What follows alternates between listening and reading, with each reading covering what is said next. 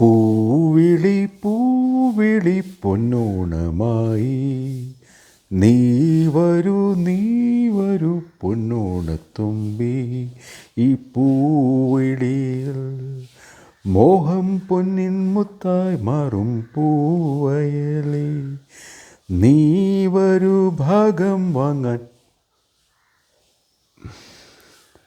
ഓണമായി, ഓണത്തിൻ്റെ സമയമായി. ഓണം എന്ന് പറഞ്ഞാൽ എന്താ ഉദ്ദേശിക്കുന്നത്? ഓണം എന്ന് പറഞ്ഞു കഴിഞ്ഞാൽ ശരിക്കും അതുകൊണ്ട് ഉദ്ദേശിക്കുന്നത് ഒരു വിളവെടുപ്പ്, അല്ലെങ്കിൽ നമ്മുടെ എല്ലാ പ്രശ്നങ്ങളും മാറി ഒരു സന്തോഷം ഉണ്ടാകുന്നു. അതാണ് ചവിട്ടിത്താത്ത രാജാവ് ഉയർത്തെഴുന്നേറ്റ് വരുന്നു, ആൾക്കാരെ കാണാൻ വരുന്നു, മഹാബലി എന്ന് പറയുന്നത്.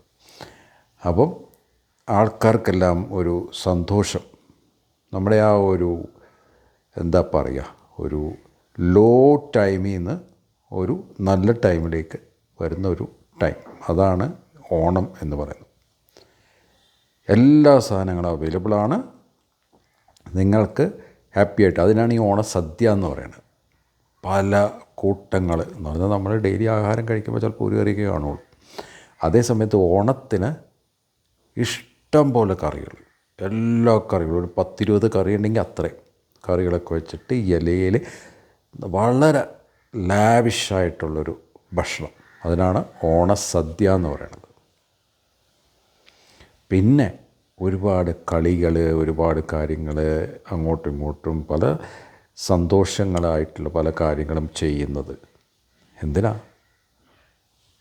ദറ്റ് എന്ന് പറഞ്ഞാൽ ആ ഒരു കഷ്ടകാലം മാറി നല്ല കാലം വന്നു എന്ന് കാണിക്കുന്ന ഒരു ഇതാണ് ഓണം എന്ന് പറയുന്നത്. സോ ഓണം എപ്പോഴും എല്ലാ മനുഷ്യർക്കും, കേരളത്തിൻ്റെ ഒരാഘോഷമാണ്. എല്ലാ മനുഷ്യർക്കും, അല്ല ഇന്ന ജാതി എന്നൊന്നുമില്ല, കേരളത്തിൻ്റെ ഒരു ഫെസ്റ്റിവലാണ്. ഹാർവസ്റ്റ് എന്ന് പറയും, ഹാർവസ്റ്റ് ഫെസ്റ്റിവൽ എന്ന് പറയും. എന്ന് പറഞ്ഞാൽ ഫലം എടുക്കുന്ന സമയം, നമ്മൾ നട്ട് വിതച്ച് കൊയ്ത് നമുക്കത് അതിൻ്റെ ഫലം കിട്ടുന്ന സമയം, അതാണ് ഓണം. അതിനാണ് പൂക്കളിടുന്നത്. ഒരു ചെടിയിൽ നിന്ന് ഏറ്റവും ഇതായിട്ട് കിട്ടുന്ന സാധനമാണ് പൂവ്.